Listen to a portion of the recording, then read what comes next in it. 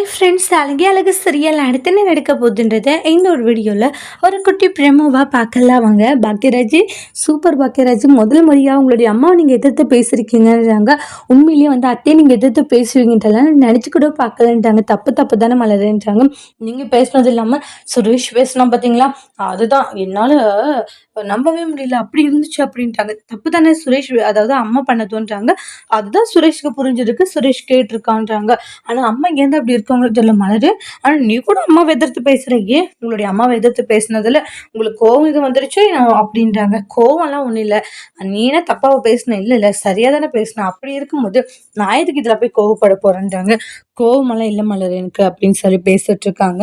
அதுக்கப்புறமா ரூம்குள்ள மதி வந்ததுமே தேங்க்ஸ்ன்றாங்க. எதுக்கு, இல்ல உங்களுடைய அம்மாக்கு நீங்க அப்படி எதிர்த்து பேசினதுக்கு அம்மா பண்ணது தப்பு தானேன்றாங்க. அவங்கவுங்களுடைய இதை வந்து அவங்கவுங்க தான் துவச்சுக்கணும், அதை விட்டுட்டு உன்னை கையில தூக்கி வச்சதே அம்மா தப்புன்றாங்க. அம்மா பண்ணதுக்காக நான் உங்ககிட்ட மன்னிப்பு கேட்டுக்கிறேன்றாங்க.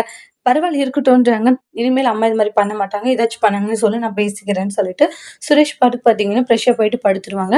அப்படி மதியம் இருந்துட்டு இவரை புரிஞ்சிக்கவே முடியல. ஒரு நேரங்கள்ல இப்படி இருக்காரு, மறு நேரங்கள்ல இப்படி நடந்துக்கிறாரு, இவர் எப்படிப்பட்டவர்ன்றதை இன்னும் நம்மளால தீர்ணிக்கவே முடியல அப்படின்னு யோசிக்கிறாங்க. அப்போ மலர் இருந்துட்டு சொன்ன விஷயங்களை யோசிச்சு பார்க்குறாங்க. சுரேஷ் ரொம்ப நல்லவன் அப்படின்னு சொன்ன விஷயங்கள், ஒருவேளை இவர் நல்லவர் தானோ, நம்ம தான் இவர் பண்ற சின்ன சின்ன விஷயங்கள்ல வந்து இவர் கெட்டவர்ன்றதை நம்ம டிசைட் பண்ணிட்டோமோ அப்படின்னு யோசிக்கிறாங்க. ஆனா நிறைய மாமா பேச்சை கேட்டு இவர் கெட்டு போயிட்டாரு, அது மட்டும் நல்லா புரிஞ்சிடுச்சு அப்படின்னு சொல்லி யோசிக்கிறாங்க. அடுத்து வரக்கூடிய பிரமுல மதி வந்து எந்த அளவுக்கு இன்னும் சுரேஷ் புரிஞ்சு சுரேஷை நேசிக்க ஆரம்பிக்க போறாங்க, அடுத்து சுரேஷ் என்னெல்லாம் மாற்றத்தை கொண்டு வர போறாங்கன்றதெல்லாம் அடுத்தடுத்த வீடியோல பார்க்கலாம். இந்த வீடியோ பிடிச்சிருந்தா லைக் பண்ணுங்க, கமெண்ட் பண்ணுங்க, ஷேர் பண்ணுங்க. மறக்காம நம்மளோட சேனலை நீங்க சப்ஸ்கிரைபர் பண்ணிக்கோங்க. Thank you friends.